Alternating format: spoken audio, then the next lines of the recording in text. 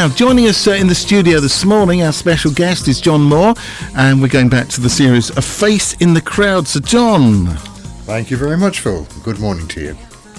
Now, some of you may remember that I spent a bit of time talking about uniforms and their effect on the British public.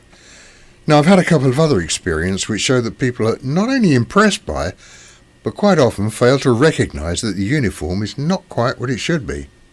Now, an example for this. It's necessary to go back to the movie Hanover Street. We were filming it at Elstree and the scene was a dance. We had to learn how to jitterbug for that one. That's a skill that's seldom required nowadays. Perhaps it'll make a comeback on Strictly at some time. I can just see Russell Grant having a go at it. Anyway, the costume was World War II US Army Air Force uniform, and our particular shots were done in the morning and late afternoon. You'll see the significance of that in a short while. My wife was due to come home from the Soho hospital on that day, but owing to some foul-up, there was no transport to bring her back to St Albans, and she was in no state to use public transport. So I arranged with the assistant director to be released for the afternoon to collect her and bring her home. But there'd be no time to change into civvies and back into costume, so I had to drive down in uniform. I duly arrived at Soho Square to find there was no parking available and the only open spaces were for ambulances. Well, I stopped in one of them to see whether there was anywhere I could safely leave my car, and then I saw a female traffic warden charging towards me. Oh well, I thought it's got to be a ticket for sure. So I got out of the car to explain the situation. To my surprise, she gave me a snappy salute and said, "Don't worry, sir, I'll look after it for you. You'll be quite safe here for as long as you like."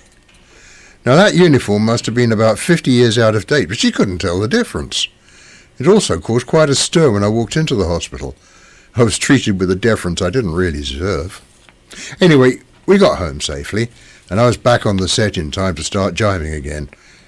You know, even now I can't listen to Glenn Miller without thinking about that day, although we did hear a lot of American Patrol. Of course, the uniform can sometimes cause the opposite effect. We were filming Enemy at the Door, a series about the German occupation of the Channel Islands, and the location was Portsmouth Docks. It looks a lot like St Peter's Port in Guernsey. Well, we'd got the swastika flying over the dock gates, and we background guys were German soldiers, except for one who was dressed as a British bobby, but with a swastika armband. It caused quite a stir among the passers-by, and not of the right sort, as one elderly lady got very frightened at the sight of us and fainted. Well, the police came down and we had to keep out of sight until we were actually required for a shot.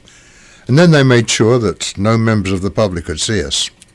Anyway, I think it's time for a cuppa now, so in the words of Arnie Schwarzenegger, I'll be back. Very nice. Thank you very much.